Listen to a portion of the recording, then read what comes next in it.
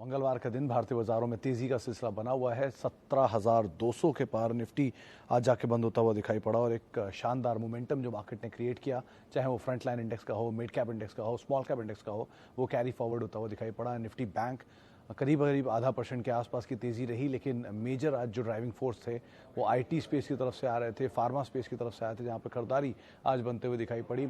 एक अच्छा मोमेंटम जो है वो mid cap small cap drive कर ही रहा है। वैसे भी दिन के ऊपरी स्तरों पर mid cap index, small cap index बंद होता हुआ दिखाई पड़ा। रियल स्टेट स्पेस में खरीदारी थी। आईटी, ऑटो, एनर्जी, ये 3 ऐसे स्पेस थे जो क्या सबसे ज़्यादा तेजी के साथ कामकाज कर रहे थे। इनफैक्ट आईटी तो अपने रिकॉर्ड स्तरों के आसपास पहुंचता हुआ दिखाई पड़ा। बिकवाली थोड़ी बहुत, या फिर आप कह सकते हैं कम बिकवाली जो थी, कम खरीदारी जो थी वो थी मेटल, फार्मा और एफएमसीजी स्पेस में, जहां पर भी कुछ हद तक खरीदारी है। लेकिन हाँ, मिड कैप मेटल के अंदर आज भी जो मोमेंटम है वो ज़्यादा बेहतर देखने को मिला और सिलेक्टिव फार्मा तो आज भी काफ़ी तेज़ी के साथ कामकाज कर रहे थे। स्टॉक स्पेसिफिक स्टोरीज जहाँ पे न्यूज़ फ्लोज हैं, ट्रिगर्स हैं, ऑर्डर्स हैं, बायबैक्स हैं, उनका एक इम्पैक्ट खास तौर से आता हुआ दिखाई पड़ रहा था। एक अच्छी तेज़ी वहाँ बन रही थी और अलग अलग स्टॉक स्पेसिफिक, जैसे कि आज शुगर पूरा तेज़ था, सीमेंट पूरा तेज़ था, केमिकल में खरीदारी थी, लास्ट आवर में टायर के अंदर जोरदार तेज़ी थी, सुबह पेपर में खरीदारी देखने को मिल रही थी। तो अलग अलग वेंकीज जैसे यानी कि पोल्ट्री एंड हैचरीज में खरीदारी थी, लिकर में खरीदारी थी, होटल्स में खरीदारी थी। तो बहुत सारे ऐसे सेक्टर, सब सेक्टर्स थे जो कि आज तेज़ी के साथ कामकाज कर रहे हुए दिखाई पड़ रहे थे और अलग अलग स्टॉक्स का इम्पैक्ट था। मिसाल तौर पर दिल्ली में लॉकडाउन जैसी स्थितियां जो बन रही हैं दोबारा, उसका एक इम्पैक्ट आता हुआ दिखाई पड़ा पीवीआर जैसे स्टॉक्स पे, आइनॉक्स जैसे स्टॉक पे, जहाँ पे बिकवाली रही। लेकिन साइमल्टेनियसली आज टायर शेयरों में जोरदार तेजी सेकंड हाफ में क्रिएट हुई। वैल्यू बाय भी है बहुत सारे सेक्टर के अंदर, तो उसका भी एक इम्पैक्ट आता हुआ दिखाई पड़ा। तो ओवरऑल एक मिला जुला सा कामकाज, कहीं बहुत तेज़ी, कहीं बहुत बिकवाली और कहीं पर एक सबड्यूड सा ट्रेड होता हुआ दिखाई पड़ा। लेकिन हाँ, एक अच्छी चीज़ ये है कि आज फिर ब्रॉडर बेस बाइंग होते हुए दिखाई पड़ी और कल भी जो लोअर लेवल से पुल बैक था मार्केट में वो शायद कैरी फॉरवर्ड होता हुआ दिखाई पड़ा।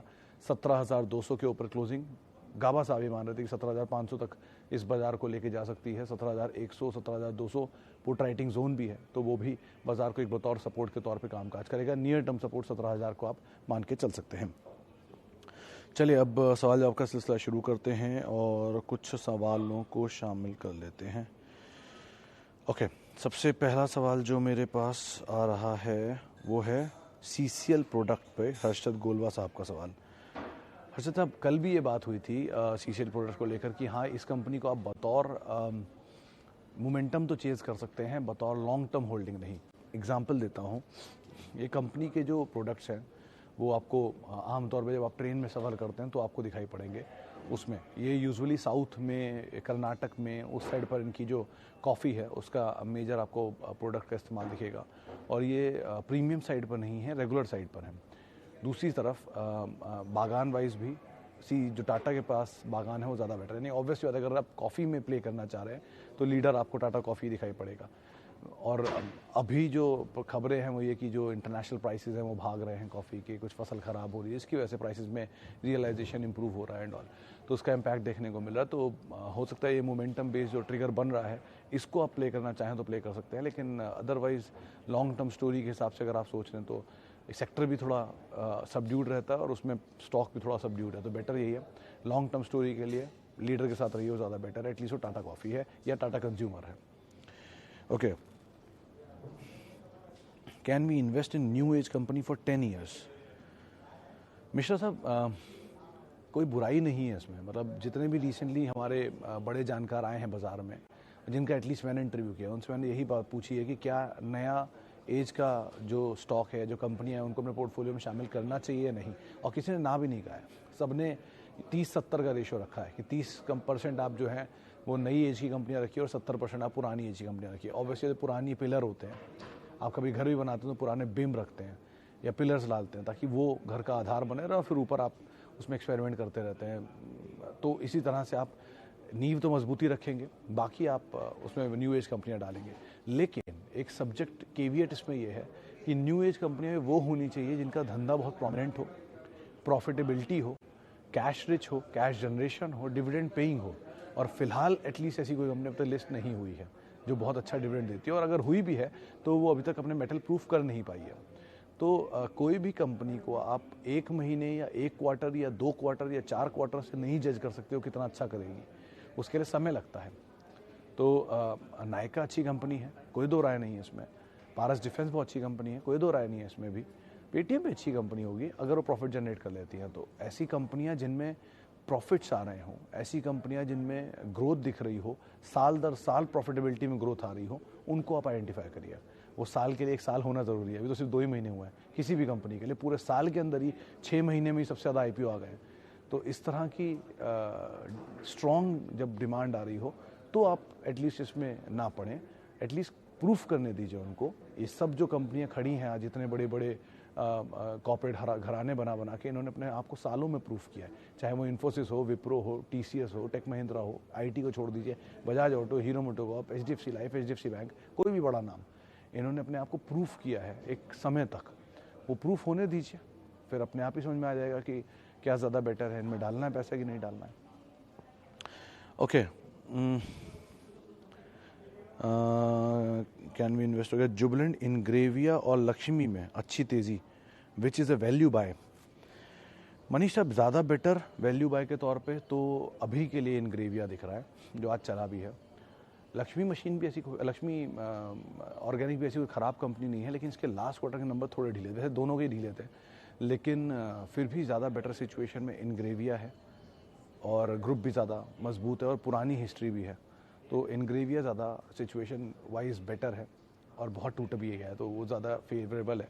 लक्ष्मी भी आप भूलें नहीं, वो 1 क्वार्टर के नंबर, 2 क्वार्टर के नंबर देखें, उसके हिसाब से आप कॉल यहाँ पर ले सकते हैं। Okay, IBReal 400 share 165।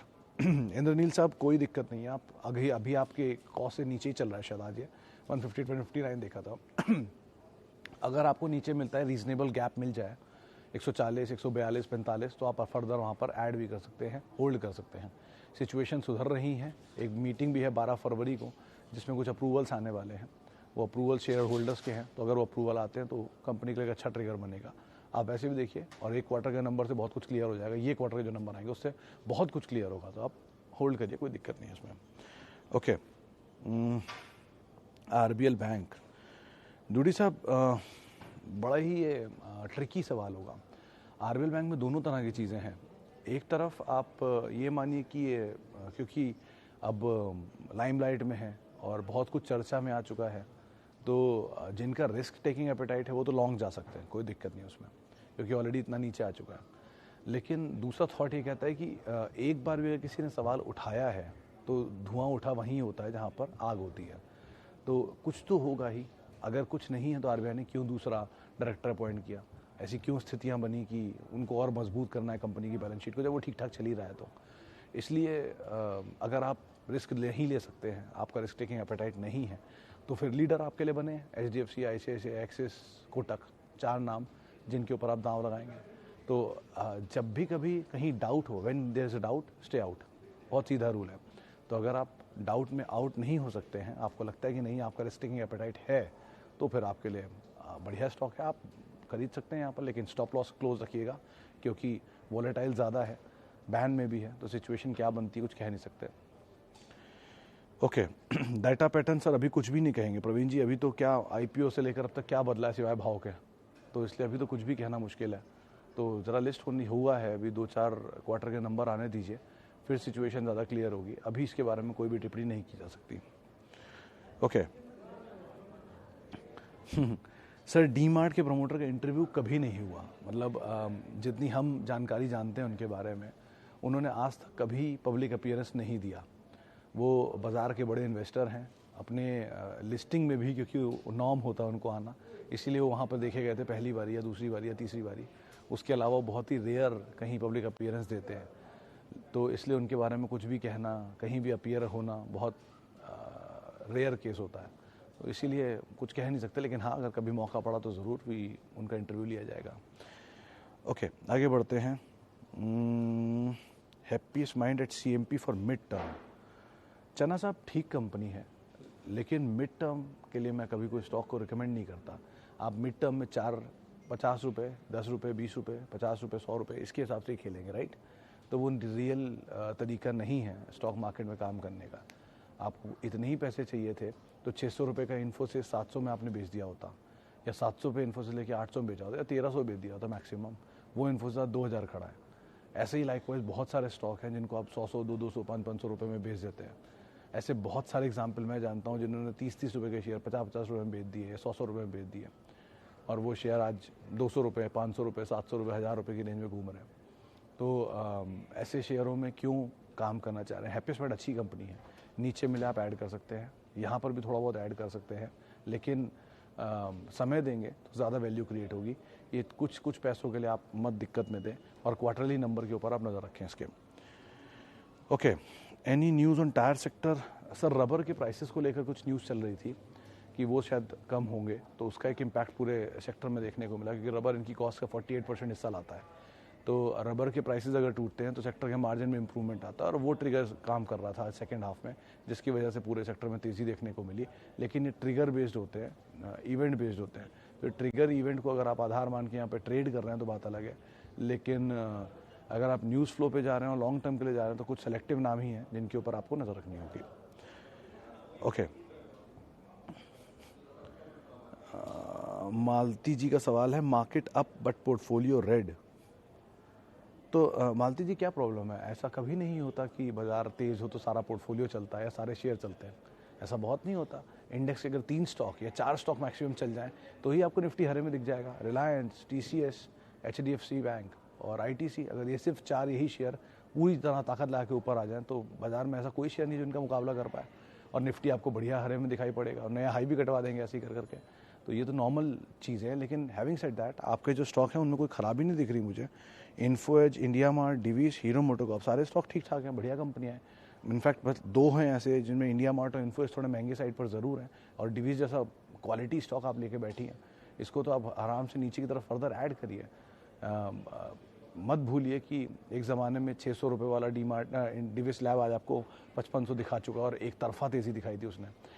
Hero MotoCorp मैं मानता हूँ कि वो लगातार ईयर लो बना रहा है, इसलिए थोड़ा कंसर्न आपको हो रहा होगा, लेकिन अभी भी उसकी सिचुएशन को ऐसा प्रॉब्लम नहीं है। और इंडिया मार्ट और इन्फोएज भी एक तरफा तेज़ी दिखाने के बाद ईज आउट हो रहे हैं, तो आपके 3 स्टॉक बहुत बड़ी तेज़ी दिखाने के बाद नीचे आ रहे हैं। तो ऐसे पैनिक मत होइए, आपने शायद लोअर एंड पे या अपर एंड पे ले लिया होगा, लेकिन अगर क्वालिटी है तो क्यों परेशान होना नीचे, और फर्दर ऐड कर सकते हैं उसे आप। ओके, आगे बढ़ते हैं, और डेटा पैटर्न पे बात नहीं कर सकते। हाँ, सेंचुरी प्लाई, ब्रजेश साहब, ये आज ही इनकी मैनेजमेंट से हमने बात की थी केशव भजनका साहब से, और उनका कहना है कि MDF की नई और सबसे बड़ी यूनिट जो है वो आंध्र प्रदेश में लगाने जा रहा है। 6 महीने 1 साल के अंदर उसका आउटकम आना शुरू हो जाएगा, और वो जो होगा वो इनके लिए बेहतर बिजनेस या मार्जिन लाएगा।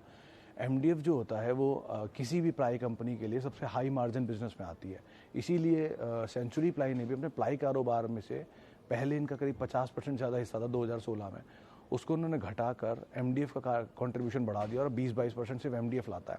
तो इनको लगता है कि 30% से ऊपर MDF का कंट्रीब्यूशन जा सकता है, तो उस लिहाज से कंपनी ठीक है। बट एक चीज़ का और ध्यान रखिएगा कि ये 200 रुपये का शेयर 600 रुपये आया है पिछले 1 साल में, तो एक तरफा तेज़ी इसने दिखाई है, बहुत हद तक चीज़ें डिस्काउंटेड है, इक्विटी छोटी है, चल सकता है अभी भी, लेकिन घबराएं ना अगर एक झटका नीचे का दे भी दे तो भी।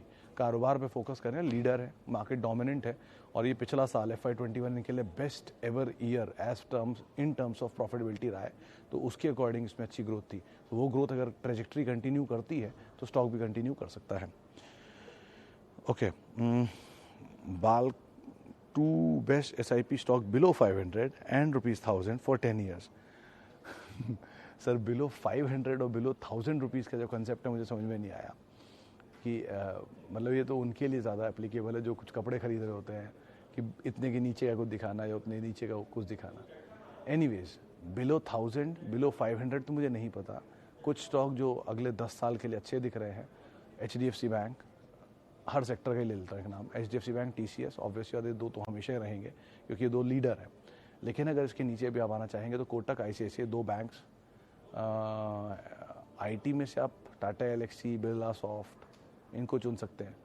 फार्मा में से फाइज़र ऑब्वियसली आता है, हमेशा इसका नाम मैंने लिया है। डिविस, सन को आप अगर अवॉइड भी करेंगे, सिंजिन, ये अच्छी कंपनी है। हॉस्पिटल में से Apollo hospital must have, United Spirits, multinational giants हैं FMCG के, एशियन पिडीलाइट, दोनों में से कोई भी। और ऑटो में से बजाज ऑटो, हीरो मोटोकॉर्प, दोनों ठीक है, लेकिन बजाज ऑटो भी ज़्यादा बेटर है, डिविडेंड मोटा आता है।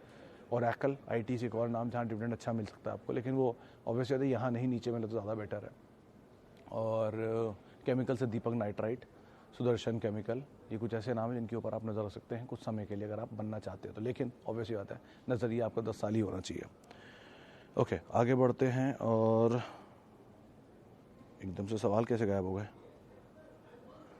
चलिए, कुछ सवालों में एक नाम आया है देवयानी इंटरनेशनल, और लॉटेड शेयर है। आज तो चला हुआ था, बट मैं पहले भी कई बार इसमें कह चुका हूँ कि जुबिलेंट से कंपैरिजन मत करिएगा। Jubilant is miles ahead of these companies, तो उसके फंडामेंटल और इनके फंडामेंटल ज़मीन आसमान का अंतर है। लेकिन हाँ, अदरवाइज़ आप सोच रहे हैं तो ठीक है, मोमेंटम मिल रहा है तब तक आप इसका फ़ायदा उठाइए। जैसे 60 रुपये का बर्गर किंग 220 रुपये तक गया, उसके बाद वो 145 आ गया, 220 तक उसमें सब बुलिश थे, 145 पे कोई बुलिश नहीं है। तो उस तरह का सिनेरियो बने, इस तरह की सिचुएशन में मत फंसिएगा। बाकी आप जैसे मर्जी इसमें ट्रेड कर सकते हैं।